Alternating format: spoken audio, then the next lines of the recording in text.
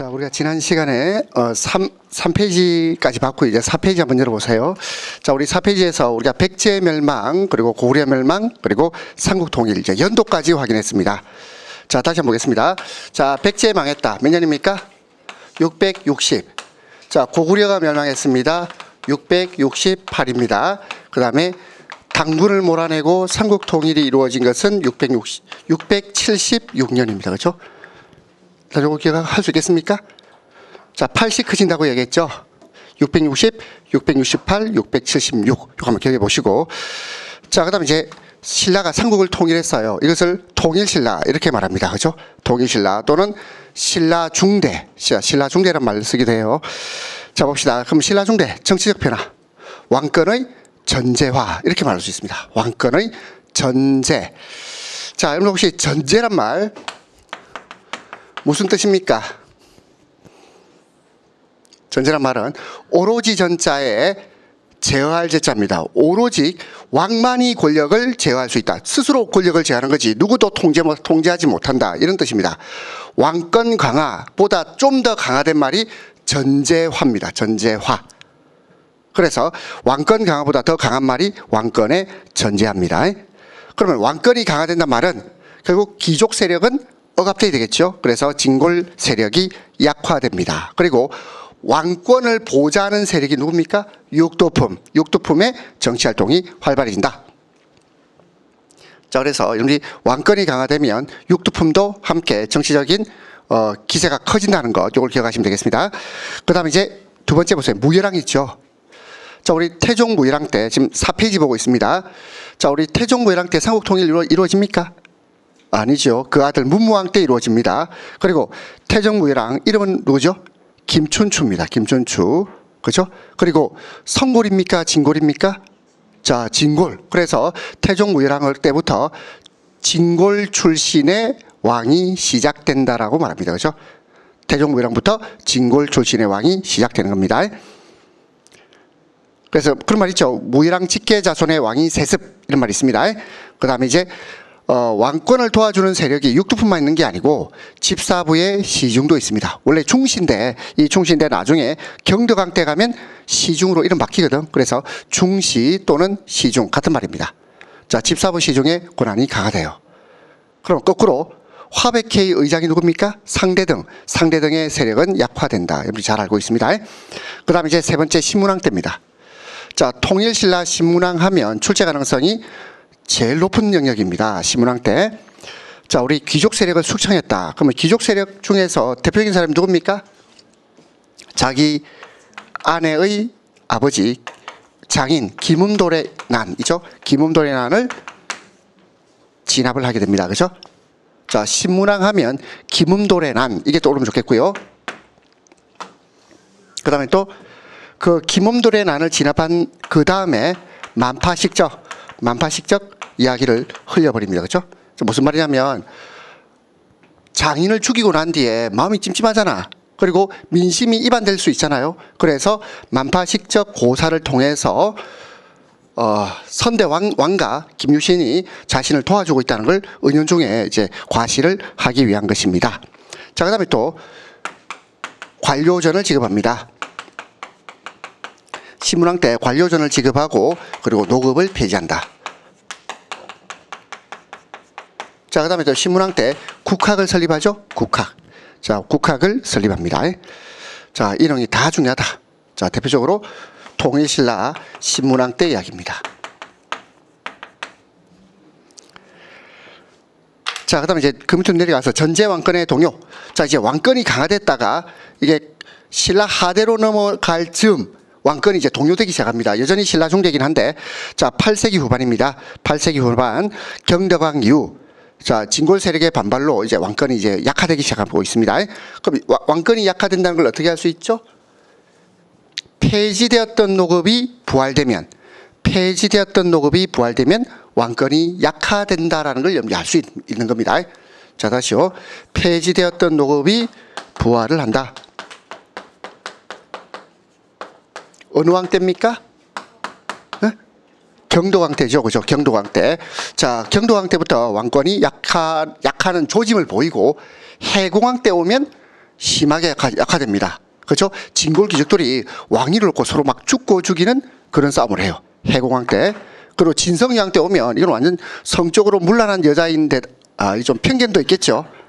여자가 왕위에 올라오니까 아무래도 깎아내리고 싶지 않습니까? 안 그래요? 우리도 여왕을 모시고 있지만 그 여왕에 대해서 계속 깎아내리는 말들을 하잖아요. 뭐 국가 원수랄까? 원수,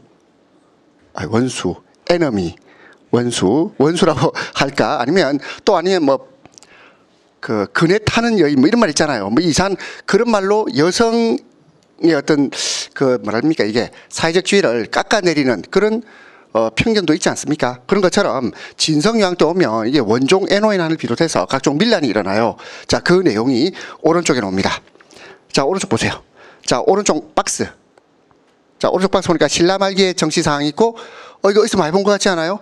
이번 지방직 시험 문제 아닙니까? 원종 애노인한. 맞나요? 지방직인가요? 아니면 교육행정 지방직 문제 이대로 나왔잖아요. 자, 지금 여기 있는 내용은 반드시 출제될 수 있는 영역을 제가 정리해 온 겁니다. 자, 신라말 정치상황 진성왕, 이게 바로 진성여왕입니다. 그리고 중간쯤 보니까 나라의 창고가 텅 비었다 이런 말 있죠. 쓸 때는 많은데 나라 살림살이 쓸 때는 많은데 나라 살림 텅 비었고, 그리고 관리들의 부정부패가 심하고, 그리고 각종 밀란이 일어나고, 대표적인 것이 원종 애노의 난. 진성여왕, 그 시대적 배경은 신라하대 떠오르는 샛별 뭐죠? 호조, 지방 호조. 자, 이게 시험 문제였습니다. 잘 알고 있습니다. 자, 볼까요? 자, 그래서 신라 말기로 가면서 자, 귀족들의 왕위쟁탈전이 일어납니다. 그리고 그러면 귀족들의 왕위쟁탈전이 일어난단 말은 왕권이 약화된단 말이죠. 그리고 집사부 시중의 권한도 약화되겠습니다. 그리고 지방의 토착 세력. 자, 지방의 토착 세력, 그 동그라미 3번 보세요. 이 단어 자체가 중요합니다. 호조. 자, 지방의 토착 세력이면서 신라 말에서 고려 초기까지 등장해요. 자, 지방 호족은 신라 말부터 고려 초기까지입니다. 그리고 이 호족이 결국 지방을 거점으로 해서 반신라 세력이 됩니다. 그래서 지방 호족이 신봉하는 사상은 선종불교, 그리고 육두풍과 결합하기도 합니다. 해상 세력, 그리고 선종 승려, 그리고 또 중앙정부의 반기를 드는 각종 밀란하고 결합해서 자신들의 어떤 근거지를 기반으로 해서 신라에 대해서 적대적인 행동을 하게 되고, 이 호족이 연합해서 결국은 고려를 개창하게 됩니다. 그래서 여러분들은 자, 신라말 호족이 등장했다는 것, 그리고 신라말 정치적으로 아주 문란할 뿐만 아니라 백성들의 삶이 공공했다는 것, 이런 걸 떠올리면 되겠습니다. 그리고 오른쪽으로 와서 이제 고려로 넘어갑니다. 자, 고려태조 왕건은요, 자, 이제 호족연합정권 이런 말을 씁니다. 그리고 고려태조 왕건은 백성들이 피폐한 삶을 사는 것을 목격한 사람입니다. 그래서 무엇보다도 민생항전이 목표입니다. 그리고 자신이 호족을 통해서 왕위에 올랐기 때문에 이러한 호족 세력을 통합하려고 합니다. 자, 우리가 서로 다른 세력이 통합하는데 가장 좋은 게 뭐겠습니까? 그렇죠? 인척이 되는 거 아닙니까? 결혼. 자, 그 말 동의합니까? 자, 왜냐면 결혼을 통해서 장인, 그 사위, 그리고 아니면 사돈, 이런 관계가 되면 물론 어려운 관계이기도 하지만 끈끈한 어떤 연결고리가 되지 않을까요? 그렇게 생각 안 합니까? 자, 만약에 내하고 적대적인 집안의 딸을 내 며느리로 맞이했어요. 그럼 더 이상 그 집안 욕하기 어렵잖아요. 안 그런가요? 그렇지 않습니까? 물론 그 여자만 보면 얼마든지 구박할 수 있지만 그 여자애가 내 자손을 낳아주잖아요. 그럼 만약 내가 그 며느리를 뺨을 한 대 때리면 그 며느리가 내 손자 뺨을 때릴 거 아닙니까?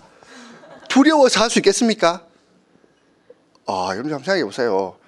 자, 그거는 조금만 더 세월이 지나서 이렇게 결혼하고 난 뒤에 우리 유학생들 계신데 나중에 결혼했어요. 시아버지가 나한테 야단쳤어요. 그러면 내 아들 보면 한 대 지어받고 싶어요.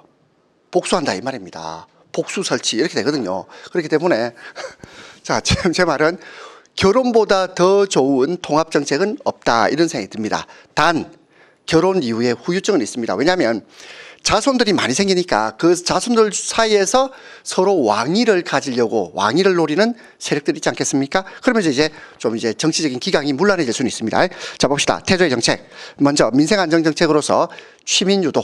자, 취민유도란 말은 세금을 취할 때, 백성들에게 세금을 취할 때는 법도에 따라야 된다 이 말이에요. 취민유도. 백성들에게 세금을 수취할 때는 법도에 따라야 된다. 그러면 법도가 뭔데? 10분의 1세입니다. 10분의 1세, 수확량의 10분의 1. 자, 그 다음에 이제 빈민구제책으로 흑창을 설치합니다. 흑창. 그 다음에 호족과의 혼인. 그 다음에 사신간제도와 기인제도. 요거 너무너무 중요합니다. 이번에 출제된 것 같은데요. 사신간제도와 기인제도. 보세요. 지금 이게 몇 장 안 되지만 제가 민망하게도 이 내용만 잘 익혀도 이번 지방직 문제에서 20문제 중에서 적어도 한 3문제 정도는 건질 수 있어요. 자, 갑자기 여태까지 내 공부량이 허망해지지 않습니까? 자, 물론 이제 지방직 시험이 쉽게 놓은 것도 있고 또 아니면 국사에서 중요한 내용만 가려 뽑았고 거기에서 또 출제만 된다면 국사는 별로 공부할 게 별로 없다는 뜻입니다. 한번 봅시다. 자, 우리 호족통합정책, 호족통합과 관련해서 사신간과 기인제도. 자, 보세요. 그럼 사신간과 기인은 호족을 우대하는 겁니까? 호족을 통제하는 겁니까? 호족을 통제하는 겁니다. 왜냐하면 사신간 제도는 호족에 대해서 연대 책임을 지어요. 호족 중에서 출세한 중앙관리에 대해서 지방에 대한 연대 책임을 지는 것이고, 연대 책임 견제하는 거죠. 통제하는 겁니다. 또 기인 제도는 기인이 뭡니까? 이게 인질이란 뜻입니다. 호족 자제를 인질로 올려버리는 거거든. 기인 제도입니다. 인질. 호족 자제를 인질로 올린다. 그 다음에 이제 북진 정책을 펴니다. 자, 서경. 자, 평양이죠. 서경. 자, 우리 서경을 중시했다. 딱 보니까 풍수지리하고도 관련되죠. 풍수지리. 그리고 청천강에서 영흥만까지 국경선을 확보하게 됩니다. 그리고 훈요 10조를 남깁니다. 자, 그 다음에 이제 광종. 너무너무 중요합니다. 자, 고려 광정하면 일단 노비안건법. 불법적으로 노비가 된 자를 풀어줍니다. 그렇죠? 자, 호족 세력을 통제하고 있고요. 그 다음에 과거제. 자, 우리 광종의 과거제에 승과제도 포함됩니까? 포함되지 않습니까? 포함된다. 과거제에 되는데 승과 있나 없나? 승과 있습니다. 조선시대는 과거제에 승과 없죠? 하지만 고려는 과거제도에 승과제도가 있습니다. 자, 그 다음에 그 외에도 한번 보세요. 관리의 공복재정, 그리고 황제칭호를 사용하죠. 그 다음에 독자적인 연호. 연호는 황제의 나라 또는 아니면 독립적인 자주국익을 나타내는 상징입니다. 그래서 광덕이나 준풍 같은 연호를 사용했다. 그 다음에 성종.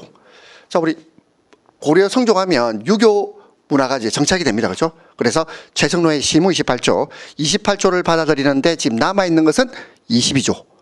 28조 중 22조가 남아 있습니다. 지금 전해진다 이 말이야. 그리고 12목, 12목에 지방간을 파견합니다. 그럼 이 지방간을 뭐라 부르죠? 목사. 설마 목사니까 처치가 생각나면 안 되겠죠?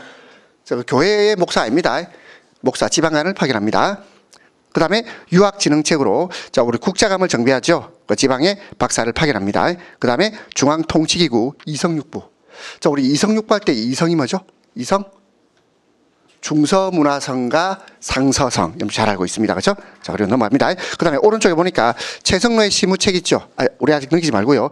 최성로 시무책을 보니까 자, 불교를 해양하는 것은 자, 몸을 닦는 근본이고 유교를 해양하는 것은 나라를 다스리는 근원이다. 그럼 보세요. 그럼 이 말의 뜻은 불교를 배척한단 말입니까? 아니면 국가를 통치하는 이념으로 유교가 우선한다 이런 뜻입니까? 유교가 우선한다 이런 뜻이지 불교를 배척하는 게 아니죠. 유불 다 존중하고 있습니다. 그렇죠? 자, 고려는 유교와 불교. 자, 우리 수신의 개념으로 불교. 그렇죠? 치국의 개념으로 유교. 두 가지가 다 같이 있습니다. 그렇게 보입니다. 그렇죠? 그다음에 이제 그다음 넘겨서 자, 이제 출제 가능성이 높은 영역이 뭐냐면 정치 조직이나 아니면 지방 행정 조직을 이야기하면서 고려와 조선을 비교하는 문제가 나올 수 있어요. 자, 밋밋하게 시험을 안 내고 어떻게 되냐면 고려와 조선을 비교합니다. 그러니까 여러분이 비교 문제를 잘 푸셔야 되고요. 한번 봅시다. 고려. 자, 고려는 자, 당송의 영향을 받았죠. 특히 당나라 영향 받아서 이성육부. 그죠? 이성육부. 그 다음에 고려의 독창성이 가미되는 것이 자, 여기서 이제 도병마사만 있지만 도병마사와 하나 더 있죠? 식목도감. 자, 도병마사와 식목도감은 고려의 독창성을 말하고 있습니다. 자, 그 다음에 이제 여기 있는 내용들을 좀 깨알 같은 글씨지만 이걸 외우고 있어야 돼요. 이게 좀 쉽지 않습니다. 자, 먼저 보세요. 중서문화성. 중서문화성에는 제신, 그 다음에 낭사가 있어요. 그죠? 그 제신. 자, 고위관리죠. 그죠? 제신. 이품위상 고위관리고 중요 정책을 결정한다. 제신. 그 다음에 중추원의 추밀도 이품위상입니다. 군국기무. 자, 군국기무가 무슨 말입니까? 자, 이걸 오늘날의 말로, 그렇죠. 오늘날의 말로 바꾸면 군사기밀 이 말이에요. 군국기무 이 말은 오늘날의 말로 하면 군사기밀 이런 겁니다. 자, 그 다음에 그러면 재신과 추밀이 높은 고위직이죠. 그렇죠? 그래서 재신과 추밀을 합해서 뭐라 부릅니까? 제추라고 부르고 이 제추가 도병마사와 식목도감의 구성원입니다. 자, 요 우리 정치 조직은 이걸 외워주셔야 됩니다. 그래서 중서문화성의 재신 그리고 중추원의 추밀, 제추 이 제추가 도병마사와 식목도감의 구성원이 된다. 그 다음에 중서문화성으로 다시 가서 낭사 보입니까? 낭사 보니까 간쟁, 봉박, 서경권이 있어요. 낭사하고 그 박스 밑에서 두 번째 칸 보니까 어사대 있지요? 요거 연결해 볼랍니까? 자, 낭사와 어사대를 연결하면 이걸 뭐라 부르죠? 대간이라고 부릅니다. 대간. 자, 다시 중서문화성의 낭사와 그리고 그 밑에 보니까 어사대 있죠? 어사대 관리, 어사대 관원, 낭사와 어사대를 묶어서 대간이라고 부른다. 대간. 그러면 조선시대 대간은 뭐지? 조선시대 대간은 사관원과 사원부예요. 보세요. 이게 좀 약간 미묘한 차이가 있죠? 조선의 대간은 그 밑에 박스 밑에서 세 번째 칸 사관원과 사원부. 고려의 대간은 중서문화성 낭사와 어사대. 자, 계속 봅니다. 자, 그 다음에 이제 중추원 있고요. 그 다음에 도병마사 있습니다. 도병마사. 자, 우리 제추라고 되어 있죠. 제추. 그 다음에 대성이 있고요. 대성. 그 다음에 자, 우리 대성에서 서경권을 행사한답니다. 서경권이 뭐죠? 서경. 그죠? 관리 임명에 대한 동의권이라고 해야 되고 승인권이라고 해도 됩니다. 원래 법적인 의미에서 동의와 승인은 구별되지만 우리가 국사책에서는 구별하지 않습니다. 그냥 동의권, 승인권. 자, 그 다음에 이제 어사대입니다. 어사대. 자, 어사대는 여러분이 암행어사 이런 것도 올리면 돼요. 어사가 뭐죠? 관리를 감찰합니다. 그렇죠? 자, 관리 감찰. 그럼 조선시대는 뭐 합니까? 사원부. 그리고 지금 현재는요. 오늘날 현대 감사원이겠죠. 그죠? 자, 그 다음에 이제 3사가 있고요. 자, 이 3사가 출제 가능성이 아주 높습니다. 고려시대 3사와 조선의 3사는 다르다. 고려의 3사는 자, 곡식과 화폐에 대한 출납 회계 기간. 조선의 3사는 언관, 언론기관. 이렇게 말하죠. 그죠? 사원부, 사관은 홍문관이 되겠습니다. 자, 그 다음에 조선. 자, 조선 보니까 왕권과 신권의 조화라는 말이 있는데 이걸 다른 말로 바꿔볼까요? 의정부 서사제. 이렇게 말해도 되겠죠.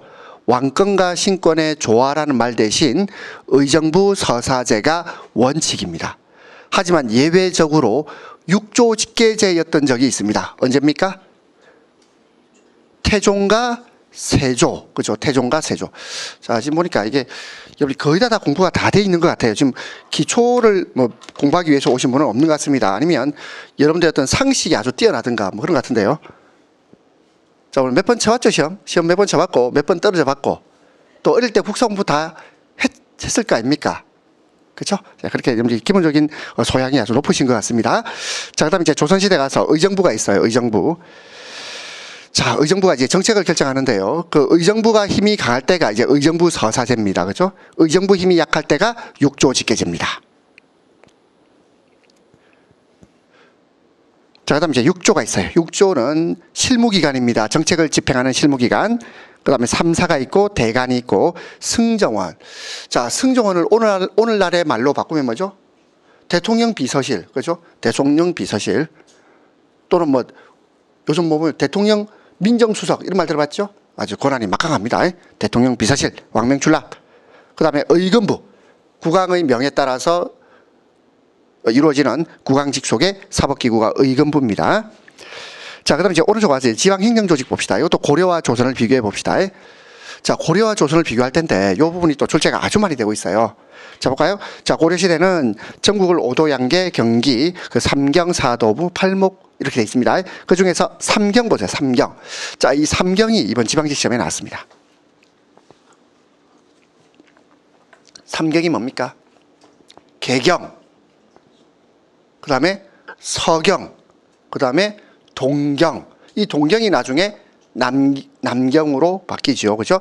개경, 서경, 동경. 동경은 지금 경주를 말합니다. 동경이 나중에 남경으로 바뀌게 된다. 남경은 서울이고요. 개경, 서경, 동경. 자, 3경입니다. 3경. 자, 그 다음에 일반 행정구역으로서 5도가 있고 안산사가 파견됩니다. 그리고 특수행정구역, 군사행정구역으로서 양계가 있어요. 병마사가 파견된다. 그 다음에 특징, 너무너무 중요합니다. 자, 만약에 이걸 처음 봤다 이런 사람은 진짜 국사 공부를 한 번도 안 해본 사람이에요. 한 번도 안 해봤기 때문에 지금 이 내용을 다 알아야 됩니다. 자, 고려시대의 지방행정조직의 특징, 주현보다 속현이 많았다. 지방간이 파견되지 않는 속현이 더 많았다. 그러면 이 말은 중앙 집권이 안 되고 있다 이 말입니다. 그렇죠? 그 다음에 두 번째, 특수행정구역으로서 향소부곡이 있고 향소부곡에 사는 이 백성들은 신분이 노비죠? 아닙니다. 하층 양인, 양인 신분을 가지고 있는데 더 많은 공물 납부의 부담을 진다. 더 많은 수치의 부담을 질 뿐 하층 양인. 자, 지금 보니까 지금 연세가 좀 되시는 분이 두 분 계신데 그 두 분은 예전에 향소부곡민하면 천민 이렇게 공부했어요. 저 때도 천민으로 공부했거든요. 양인하면 그때 틀렸어요. 짜증나죠? 짜증 안 납니까? 여러분들이 공부하실 때는 천민으로 공부했거든. 양인하면 틀린 지문인데 지금 역사를 좀 연구하시는 분이 천민하는 순간 천민이 너무 많잖아요. 그래서 이 천민이란 말 대신 양인일 것이다라고 이렇게 이제 합의를 본 거예요. 이게 뭐 제가 이런 이야기 못한데요. 이게 역사를 보면 제가 이런 얘기도 됩니까 모르겠는데 우리나라 역사만 그런 건 아닌 것 같고요. 모든 세계 역사가 보면 자기 민족의 어떤 우수성이나 아니면 발전 단계를 말하기 위해서 뭔가 채색을 합니다. 역사에 대해서 윤색을 하고 각색을 해요. 자, 어떤 예를 들어볼까요? 자, 예를 들어서 지금의 이 순간 세월이 많이 지났어요. 10년이 지났습니다. 어떻게 덧칠될 것 같습니까? 아름다운 시절인가요? 흑역사입니까? 그거는 결과가 말해줍니다. 예를 들어서 여러분이 만약에 시험에 합격하고 공직생활 하다가 만약에 서명 거리를 오다가 이 학원을 봤어요. 그럼 한번 좀 들어와 보고 싶지 않을까요? 몰래 들어와서 옛날에 내가 공부했던 자리나 학원 건물을 보면서 한때 이런 추억도 있었지라고 생각합니다. 하지만 만약에 시험에서 합격 못하잖아요. 그러면 꼴도 보기 싫어요. 그쪽으로 소변도 보지 않습니다. 그러니까 결국 뭐냐면 그 역사라는 것은 얼마든지 덧칠될 수 있다는 것. 그리고 권력자의 입맛에 따라서 각색도 됩니다. 또 그뿐만 아니라 역사를 연구하다 보면 미처 발견하지 못했던 사실도 알게 돼요. 그래서 과거에는 향소부곡, 이 천대받았거든. 그래서 천민 이렇게 받다니까. 근데 그게 아니고 물론 가혹한 부담을 누렸지만 그래도 하층 양인이다. 왜냐하면 별도로 노비제도가 또 있으니까. 자, 그렇게 생각하시면 되겠습니다. 그 다음에 향리입니다. 자, 향리는 지방의 실질적인 지배자입니다. 자, 고려시대 향리는 실제 지방행정의 지배자 이렇게 말할 수 있어요. 그래서 권한이 강합니다. 그래서 보세요. 자, 향촌사의 지배층이고 지방간보다 영향력이 더 크다 이렇게 돼 있죠. 그래서 지방향리. 자, 고려시대는 지방향리가 보수를 받아요. 뭘 받죠? 외역전. 그리고 또 군대 지휘권도 있습니다. 일품군 지휘권도 있다. 자, 권한이 세다는 거 보이죠? 자, 근데 이게 조선시대로 넘어오면서 향리가 지방 수령의 아전으로 격화됩니다. 아전할 때 아가 뭐냐면 관청. 저는 앞전자, 관청 앞에 사는 사람 뭐 이런 뜻이에요. 자, 예를 들어서 여러분들이 만약에 부산 진구청으로 발령났습니다. 어디서 살 겁니까? 저는 쌍용에서 살 겁니다. 진구청 앞에 있는 아파트거든요. 제가 옛날에 쌍용에서 살았었거든요. 쌍용 아파트에서 살다가 이제 저는 학원 출근한다고 쭉 나가는데 보니까 공무원들이 이제 점심 식사 시간 되니까 12시 안 됐는데 바퀴벌레처럼 기어오고 있어요. 짜증났어요. 죄송합니다. 바퀴벌레라는 표현을 써서. 아니, 아직 밥때가 아닌데 슬금슬금 나오는 사람들이 있어요. 밥 먹으러 오는 거 아닙니까? 그리고 그분들의 얼굴을 보면 아주 이렇게 평온해요. 그러니까 일반 직장인들한테 느낄 수 없는 아주 편안함과 안락함, 그리고 또 무사안일, 복지부동 뭐 이런 모든 느낌이 다 같이 들어요. 부럽고 짜증나고 그런 짜증난다는 말은 뭐냐면 제가 부러움이 더 큰 겁니다. 너무 부럽다 보니까. 왜냐하면 제가 이런 얘기 못한데 강사들은 신분이 굉장히 불안정하거든요. 불안정 느낌 안 듭니까? 예. 자, 여러분 일타 강사만 봐서 굉장히 좋은 어떤 안락한 사회적인 지위를 가지고 있다 생각할지 모르겠는데 그렇지 않고 몇몇 강사를 제외한 나머지는 치열한 생존 경쟁에 내몰리는 겁니다. 그리고 내일이 없어요. 만약에 혹시 여러분들 꿈이 나 나중에 공직 생활하다가 나중에 학원 강사해야지 저 말리고 싶어요. 그냥 공직 생활 하는 게 좋습니다. 자, 그러면 제가 말하고 싶은 것은 자, 우리 고려와 조선에서 지방 향리의 색깔이 다르다는 것, 그 조선 오면서 향리의 지위가 격화된다는 것, 그리고 조선의 지방 행정 조직 보세요. 팔도, 그다음 부목분양, 그다음 멸리통, 그리고 향소부곡 어떻게 되죠? 향소부곡은 조선 전기에 오면서 차츰 소멸됩니다. 왜? 행정 단위가 지금 개편되고 있는 중 아닙니까? 그러면 이걸 향소부곡도 일반 행정 단위로 편입되겠죠? 그렇게 됩니다. 그리고 모든 군현의 지방관이 파견됩니다. 이거 다 중요합니다. 그렇죠? 그리고 수시로 암행의사 파견되고요. 자, 그리고 쭉 읽어봅니다. 향리는 보좌하는 역할에 불과하죠? 그리고 이제 향리는요, 군대 지휘권도 없고, 그리고 보수도 안 받아요. 아니, 향리가 무보수입니다. 어떡하죠? 수탈을 해야죠. 자, 과거에 지방의회 의원이 무보수였던 적이 있습니다. 자, 폐단이 뭐겠습니까? 지금은 월급 놉니다. 지금은 저게 구의회 의원이잖아. 월급 나와요. 그리고 각 지역마다, 각 지자체마다 월급이 다 다르거든. 수당이 다르거든요. 그래서 지금 많이 받는 데는 6천까지도 받는 걸로 알고 있어요. 근데 그 6천은 뭐냐면 6천은 기본으로 받고 그 외에 별도로 뭐 수당도 있고 또 상여금도 있을 것이고 또 이 분기마다 또 어디 갑니까? 해외 연수. 그거 왜 가는지 모르겠는데 해외 연수 가거든요. 지금 국회의원들도 보면 지금 이번에 낙선한 의원들 있죠. 낙선한 의원들 대거 해외 연수 갔어요. 그거 왜 갑니까? 국정 시찰. 그것도 스페인, 포르투갈, 저기 어디야 경치 좋은 데 있잖아요. 그쪽으로 다 순방을 또 그 부인 데리고 한 여자를 왜 데리고 갑니까? 그것도 낙선했는데 며칠 뒤면 얘는 국회의원이 아닌데 국회의원 마누라도 아닌데 근데 국비를 써가면서 그러면서 이제 국정 시찰을 하러 갑니다. 자, 제가 뭘 말하는지 알겠습니까? 자, 지금 조선시대 향리는 보수가 없다 보니까 이것들이 지방 양민들을 수탈하는 그런 일을 하기도 했다 이 말입니다. 자, 그다음에 그 밑에 유향소와 경제소 다 중요합니다. 자, 유향소. 자, 지방민의 자치를 위한 기구 유향소고요. 그럼 유향소의 구성원은 주로 누구겠습니까? 아무래도 양반 유생들, 지방 유생들이 중심이 되겠죠. 뭐 지방사족, 지방사림 다 같은 말로 이해되면 됩니다. 그리고 얘네들이 누굴 통제합니까? 향리의 비리를 감시한다. 이해되죠? 향리가 비리를 저지를 가능성이 높거든. 그리고 경제소는 뭐냐면 유향소의 힘이 커지면 어떤 효과가 있을까요? 지방사족의 힘이 커져요. 지방사족의 힘이 커지면 중앙집권이 안 되는 겁니다. 중앙정부에서 명령 내려도 유향소에 있는 사람들이 거부하고 자기 나름대로 자치를 하려고 하잖아요. 그래서 유향소를 통제할 수 있는 기구가 필요합니다. 이게 경제소입니다. 경제소. 자, 그 다음에 넘겨보겠습니다. 그 다음에 이제 관리임용제도입니다. 고려와 조선의 관리등용제도. 자, 일단 고려 황종 때 과거제도 들어왔죠.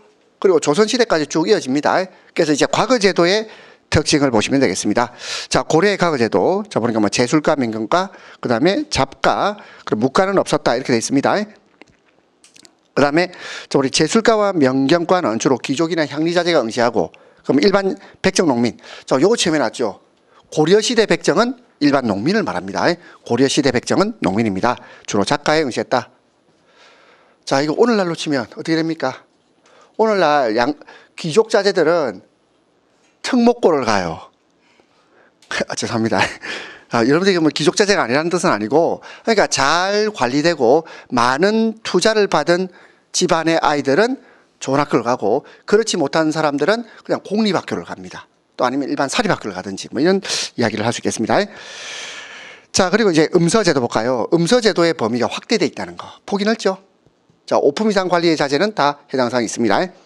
그리고 이 음서를 통해서 관직에 진출한 자들이 고위직에 진출하는 경우가 많았어요. 그래서 고려시대는 문벌 귀족 사회라고 특징 지을 수 있겠다. 하지만 조선시대 봅시다.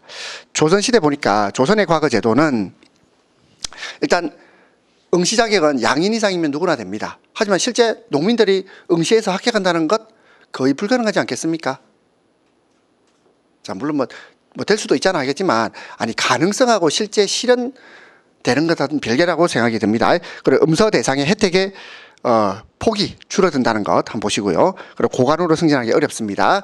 그리고 하급 관리를 등용하는 취재가 있어요. 취재가 있었고 그 다음에 또 청거제도 있습니다. 그 다음에 합리적인 인사제도로서 한번 보세요. 맨 밑에 줄. 자, 상피제. 자, 이거 쌍피 아닙니다. 상피가 뭐죠? 서로 피한다. 뭘 피하는데? 친인척 간에 같은 관서에 근무하지 않는다. 서로 피한다. 또 자기 출신 지역의 지방관으로 임명되는 것을 피한다. 상피는 두 가지 의미를 가지고 있어요.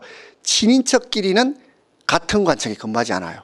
친인척은 같은 근무지가 안 돼. 그리고 또 자기 출신 지역의 관리로 임명되지 않는다는 것. 상피제입니다. 자, 그다음에 이제 서경. 자, 우리 관리 임명에 대한 동의권, 승인권. 그다음에 근무 평정도 있었습니다. 읽어보세요. 자, 그다음에 이제 오른쪽 와서 고려의 대외 관계입니다. 자, 이거는요 순서대로 일단 나열할 수 있어야 됩니다. 자, 제일 먼저 거란, 그다음에 여진, 그다음에 몽고, 마지막으로 홍건적과 왜구. 자, 일단 순서대로 배치할 수 있어야 되고 그때 누가 이 외세를 막았는지 이것도 중요하겠죠. 그러니까 고려는 한번 보세요. 이방민, 이민족의 외침이 아주 심했다 이런 뜻입니다. 그리고 여러분들은 공부가 좀 된 사람은 요 박스에 있는 내용은 그냥 손으로 가리고 그냥 쓸 수 있을 정도가 돼야 됩니다. 됩니까? 자, 가리고 쓸 수 있을 정도로 나름대로 이렇게 정리가 돼 있어야 된다 이 말입니다. 자, 봅시다. 먼저 거란. 자, 거란은 총 몇 번 침입합니까? 세 차례 침입하죠. 그리고 1차 때 서희의 외교 담판. 자, 1차 때는 서희. 그래서 무엇을 획득합니까? 강동 6주. 자, 근데 여기에 대해서 딴지를 거는 사람이 있어요. 왜냐하면 강동 6주가 누구 땅입니까? 그러면? 거란 땅입니까? 그래 생각이 듭니까? 만약에 강동 6주가 거란 땅인데 거란 장수 소송영이가 서희의 담판에서 강동 6주를 그냥 내줬다면 미친 거 아닙니까? 이게 무슨 말이냐면 이런 거지. 우리가 중국을 쳐들어갔어요. 중국을 쳐들어갔는데 중국 장수가 나와서 요 입을 잘 놀렸어요. 논리정연하게 말을 했어요. 그리고 우리나라 장수가 그 말을 듣고 함경북도를 내줬어요. 이게 말이 되는 소리입니까? 그게 아니고 이 강동육주는 지금 현재 주인 없는 땅입니다. 거란이 관할하고 있는 게 아니고 주인 없는 땅이고 그러니까 이 주인 없는 땅에 대해서 이 말이야 영역권을 인정해줬다 이런 의미입니다. 뭐 그렇게 이해할 수 있지 않겠습니까? 그게 합리적인 해석이잖아. 근데 그렇지 않고 이 소송영이가 말 몇 마디 듣고 감동받아가지고 그 이 땅 니해라 이렇게 바로 죽을 거 아닙니까 이거? 말도 안 되는 소리죠. 그러니까 그렇게 역사를 호도해서는 안 되겠다 이 말입니다. 어쨌든 거란 1차 침입에 대해서 서희의 외교 담판으로 자 지금 무슨 말이냐면 거란이 목적하는 것은 고려를 침공하는 게 목적이 아니죠. 송나라를 치기 위해서 배후를 안정화시키는 게 목적이에요. 그러니까 서희가 그걸 간파하고 송나라와 외교를 단절할게 그리고 거란 뒤통수 안 칠게 이렇게 말해준 거예요. 그러면 목적을 달성했잖아요. 이해할 수 있겠죠? 그렇게 된 겁니다. 자, 그 다음에 이제 갑자기 3차로 넘어갔어요. 2차는 언제입니까? 2차는 배경이 뭐죠? 원인. 자, 거란의 2차 침입의 원인은 강조의 정변입니다. 강조의 정변. 자, 강조의 정변은 목종의 어머니가 천추태후입니다. 천추태후. 이 천추태후가 젊어서 남편을 여의고 홀로 됐어요. 자, 우리 여성분들 계신데 결혼했는데 결혼하자마자 한 6개월 만에 남편 죽었어요. 어떻게 할 겁니까? 남은 세월을 혼자 보낼 겁니까? 물론 이제 아기 키우면서 보낸다 이런 사람도 있겠지만 고려시대 왕비가 애를 지가 키우는 게 아니잖아. 그러니까 결국 뭐냐면 그 외로움에 떨다가 자신의 외척 중 하나인 김치양과 이제 눈이 맞습니다. 그리고 또 김치양 사이에서 어린 아들이 태어나요. 그러니까 여자의 사랑이 이제 장성에서 왕 노릇하고 있는 목종보다는 어린 아들한테 사랑이 이렇게 이동한 겁니다. 그러고 나서 이제 김치양과 손을 잡고 목종을 몰아내려고 하다가 눈치챈 목종이 강조를 부릅니다. 북방을 지키고 있는 강조를 불러서 강조로 하여금 김치양 일파를 이제 진압하도록 제거하도록 그렇게 부탁을 해서 강조가 김치향을 죽이고 그 다음에 목종도 죽입니다. 그렇게 끝난 거예요. 자, 이게 강조의 정변입니다. 이제 그걸 구실로 거란이 2차 침입을 했었다. 뭐 별로 안 중요해서 그냥 빼놓은 겁니다. 그 다음에 3차 침입은 강감찬의 기주대첩. 강감찬의 기주대첩입니다. 그리고 그 3차 침입의 결과 개경에 뭘 쐈죠? 천리장성. 이거 이번에 시험 놓은 것 같은데요. 나성을 쌓았다 있죠? 천리장성. 천리장성 쌓고 또 개경 주에는 나성도 쌓았다. 그럼 천리장성 보세요. 자, 우리 천리장성을 어디서부터 어디까지 쌓았는지 볼까요? 왼쪽에 압록강 입구에서 쌓았죠? 한번 보세요. 자, 압록강 입구에서 동해안의 도련포까지 천리장성을 쌓았습니다. 거란 3차 침입의 결과 천리장성, 축조, 그리고 개경의 나성도 쌓는다. 그 다음에 이제 12세기 와서 여진하면 윤간의 별무바, 잘 알고 있습니다. 그렇죠? 그리고 구성을 축조했다가 1년 만에 돌려줍니다. 반환을 했어요. 자, 그 다음에 이제 여진이 이제 성장해서 이제 금나라가 됩니다. 자, 후금이 되고 이게 청나라가 나중에 되죠. 근데 이 금나라가 고려에 대해서 4대를 요구하니까 이자겸이 자신의 정권을 유지하기 위해서 승복합니다. 왜냐하면 4대를 거부하면 어떻게 될까요? 전쟁을 해야 되거든요. 자, 어떤 예를 들어볼까요? 여러분들은 살면서 내가 굽히지 않으면 싸워야 될 때 굽혀본 적 있습니까? 그럴 때 있지 않습니까? 살다 보면. 예. 자, 제 친구가 지금 이제 자기 상관이 자기 이제 그 부회장이 있는데 그 부회장이 회장 아들입니다. 그러니까 자기 회사의 실권자 아니겠습니까? 자기하고 또 동갑이래요. 동갑인데 상사짓을 엄청나게 합니다. 그리고 이제 실적이 나쁘면 제 친구를 불러다가 이제 회의실 같은 데 불러다가 막 이제 몇 시간 동안 야단을 치고 동갑인데 상사짓을 하고 나가면서 불을 끄고 나간대요. 자, 아주 인격적인 모멸감도 줍니다. 그때마다 이 친구가 무슨 하냐면 주먹으로 한 대 날리고 그 얼굴에다 사표를 딱 바르고 그래 나오고 싶은 그런 상상을 한대요. 그래서 저보고 물어봅니다. 공무원 시험 어렵냐고. 그래서 내가 참아라. 네 4대를 해야 된다. 지금 네가 북벌을 할 게 아니고 4대를 해야 돼. 그러니까 네 어린 아들을 생각해. 네 지금 어린 아들 지금 3살이잖아. 걔 어떻게 할 건데. 자, 그러면서 저는 그 친구한테 4대를 요구합니다. 이자겸의 4대입니다. 싸우지 않는다 이 말입니다. 자, 그 다음 이제 몽고입니다. 자, 몽고.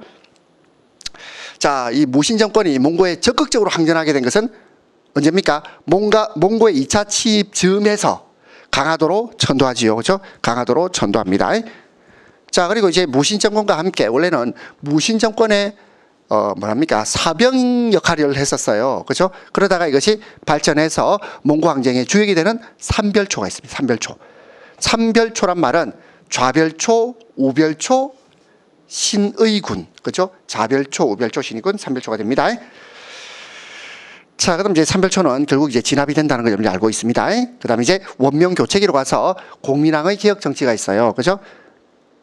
그러니까 아마 신돈 떠오르죠. 그리고 쌍성 종간부 탈환, 그리고 전민 변종노감. 자, 우리 전민 변종노감은요, 공민왕 때 제도입니까, 기구입니까 하면 꼭 그렇지 않습니다. 전민 변종노감은 그전에도 설치와 폐지가 반복된다. 자, 전민 변종노감은 원종 때 있었고요, 충렬왕 때 있었습니다. 공민왕 때 있었고 우왕 때도 있었어요. 그러니까 전민 변종노감은 공민왕의 특허 이렇게 생각하면 안 돼. 공민왕 때도 전민 변종노감이 있었지만 원종 때 있었고 충렬왕 때 있었고 공민왕 때 있었고 우왕 때도 있었다. 그럼 그 말의 뜻이 뭡니까? 전민 변종노감을 통해서 제도적인 개혁을 하려고 했지만 그때마다 권문세족의 힘에 비껴났다. 권문세족의 힘에 눌렸다. 이런 식으로 생각하시면 될 것 같습니다. 자, 계속 권문세족의 힘이 세지고 있죠. 그래서 이 권문세족의 힘에 대항해서 새롭게 등장한 세력, 이게 뭐 누굽니까? 신진4대부. 이 신진4대부가 신흥무인 세력과 힘을 합쳐서 조선을 건국하게 됩니다. 자, 그 다음에 넘겨서 자, 우리 10페이지 한번 열어볼까요? 자, 살인과 붕당정치. 자, 일단 여러분들은 훈구파와 살인파 이 비교를 할 수 있어야 됩니다. 자, 아마 공부하신 분은 다 이 내용을 많이 봤을 거예요. 자, 훈구파 하면 몇 세기입니까? 15세기. 살인은 16세기. 자, 그리고 훈구와 사림의 대립에서 사림들이 화를 입었다. 이걸 뭐라 그러죠? 사화. 사화라고 합니다. 사림이 화를 입었다. 사화입니다. 자, 우리 사화하면 네 가지 떠오르죠. 자, 뭐 해볼까요? 무오사화, 갑자사화, 기묘사화, 그 다음에 을사사화 이렇게 되겠습니다. 그렇죠? 그래서 두 문자 따서 무갑기을, 무갑기을이라고 합니다. 자, 무오사와 갑자사화는 언제 있었습니까? 연산군. 기묘사화는 중종, 을사사화는 명종 이렇게 됩니다. 그리고 구체적인 어떤 원인, 배경 다 알고 있죠? 자, 무오사화는 언제, 무엇 때문에 일어납니까? 김종직의 조의제문.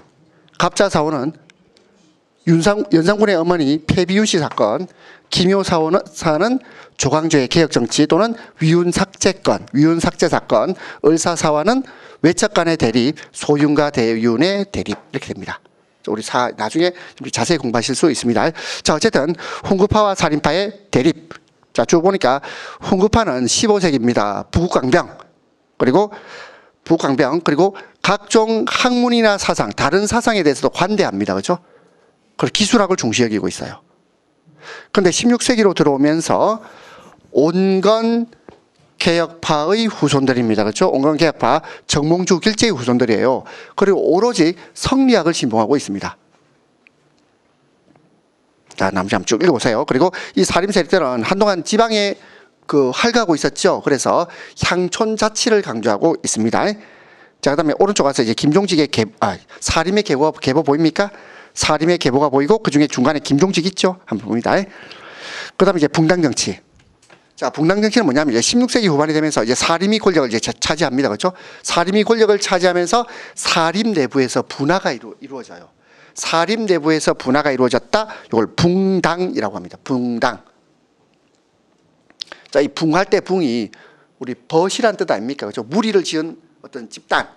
이 무리를 지은 집단은 혈연, 학연, 지연, 무리를 지었습니다. 같은 당파입니다. 같은 정치적 견해를 같이 하는 사람들입니다. 자, 그래서 이제 붕당 정치 시작은 선조 때부터 시작이 된다는 것. 자, 여기까지 보고 조금 쉬겠습니다. 선조 때 정여립 모반 사건. 자, 우리가 정여립 모반 사건을 무슨 옥사라 그러죠?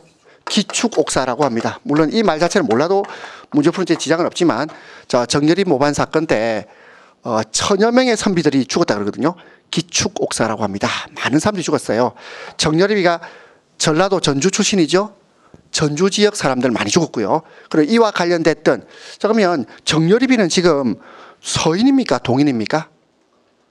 얘가 정체가 좀 애매해요. 왜냐하면 이하고 성원의 후원을 받아서 관직에 진출하거든. 이는 서인 아닙니까? 서인. 그러니까 서인의 어떤 후원을 받았었어요. 그런데 벼슬길에 나가고 난 뒤에는 어떻게 되냐면 자신의 스승 이를 욕합니다. 이를 비판하다가 선조 눈밖에 나요. 선조 눈밖에 나서 결국 벼슬을 버리고 자기 고향으로 낙향을 해서 대동계라는 어떤 조직을 만듭니다. 이 대동계의 조직이 뭐냐면 무술 집단이에요. 젊은 애들 모아놓고 무술 훈련을 시킵니다. 그리고 왜구들이 출몰하면 가서 처부수기도 해요. 중앙정부에서 뭔가 조금 심리적인 압박을 느끼지 않겠습니까? 그러다가 이제 비밀 장계가 올라오는데 그 비밀 장계 내용이 정여립이가 지방에서 반란을 꿈꾸고 있다. 이렇게 이제 장계를 올립니다. 그러면서 이제 그 사람이 썼던 글귀 중에 뭐가 있냐면 천하 공물 이런 말 들어봤습니까? 천하의 주인은 누구 개인의 것이 아니야. 왕의 것이 아니야. 이런 뜻이에요.